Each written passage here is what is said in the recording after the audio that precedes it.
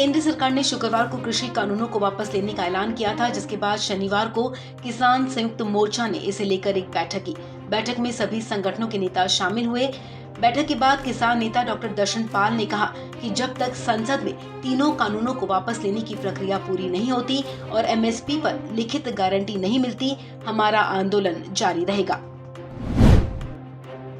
किसान नेता दर्शनपाल सिंह ने कहा कि 22 नवंबर, 26 नवंबर और 29 नवंबर को जो कार्यक्रम होने वाले हैं वो जारी रहेंगे। उन्होंने कहा कि 22 नवंबर को लखनऊ में रैली होगी, 26 को पूरे देश में किसान आंदोलन के 1 साल पूरा होने पर जश्न मनाया जाएगा और इसके बाद 29 नवंबर को संसद तक ट्रैक्टर मार्च भी होगा। आंदोलन खत्म करने के लिए किसान नेता राकेश टिकैत ने मोदी सरकार के सामने कुछ शर्तें रखी हैं। टिकैत ने कहा कि सरकार को चाहिए कि किसानों से बातचीत को आगे बढ़ाएं।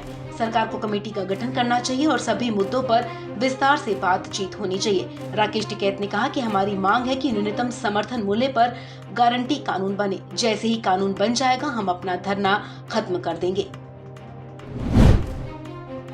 उत्तराखंड के पिथौरागढ़ जिले के झूलाखेत गांव में शहीद सम्मान यात्रा में भाग लेने पहुंचे रक्षा मंत्री राजनाथ सिंह ने पड़ोसी मुल्क पाकिस्तान को चेतावनी देते हुए कहा कि पाकिस्तान हमेशा ही भारत में शांति भंग करने की कोशिश करता है, लेकिन हमने उन्हें स्पष्ट संदेश दे दिया है कि हम पलटवार करेंगे। राजनाथ सिंह ने कहा कि एक नया और शक्तिशाली भारत है जो किसी के सामने भी नहीं झुकेगा। कांग्रेस के पूर्व अध्यक्ष राहुल गांधी ने एक बार फिर चीन के मसले पर केंद्र सरकार पर निशाना साधा है। राहुल गांधी ने शनिवार को सरकार पर निशाना साधते हुए कहा कि अब सरकार को चीन के कब्जे का सत्य भी स्वीकार कर लेना चाहिए। आपको बता दें, इससे पहले भी कृषि कानूनों को निरस्त करने से जुड़ी प्रधानमंत्री नरेंद्र मोदी की घोषणा के बाद भी राहुल गांधी ने सरकार पर निशाना साधा था। स्वच्छ सर्वेक्षण 2021 में मध्य प्रदेश के इंदौर शहर ने एक बार फिर बाजी मारी है। इंदौर 5वीं बार भी देश भर के स्वच्छ शहरों में अव्वल आया है। राष्ट्रपति रामनाथ कोविंद ने स्वच्छ सर्वेक्षण 2021 के पुरस्कारों की घोषणा की।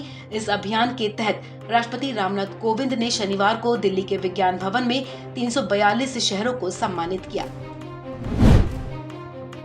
केंद्र सरकार द्वारा घोषित वार्षिक स्वच्छता सर्वेक्षण में छत्तीसगढ़ को देश का सबसे स्वच्छ राज्य घोषित किया गया। छत्तीसगढ़ के मुख्यमंत्री भूपेश बघेल ने शनिवार को नई दिल्ली के विज्ञान भवन में आयोजित कार्यक्रम में राष्ट्रपति रामनाथ कोविंद के हाथों अवार्ड ग्रहण किया। मुख्यमंत्री बघेल ने कहा कि छत्तीसगढ़ ने लगातार तीसरे साल स्वच्छतम राज्य का राष्ट्रीय पुरस्कार जीता है, तो इसका श्रेय छत्तीसगढ़ की 3.25 करोड़ जनता को जाता है।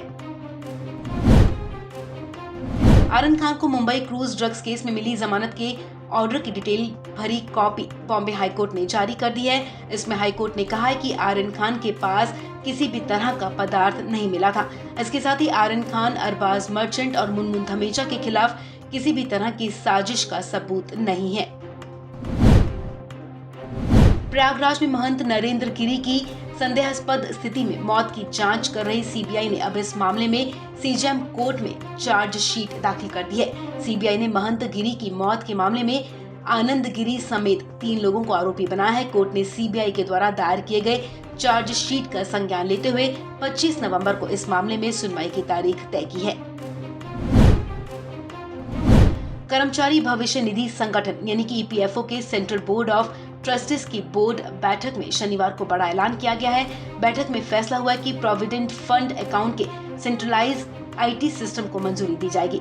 इसका मतलब ये कि अगर कोई कर्मचारी नौकरी बदलता है या एक कंपनी से दूसरी कंपनी में ज्वाइन करता है तो पीएफ खाता ट्रांसफर करने का झंझट नहीं रहेगा। ये काम अपने आप हो जाएगा। सेंट्रलाइज सिस्टम की मदद से कर्मचारी का खाता मर्ज होगा।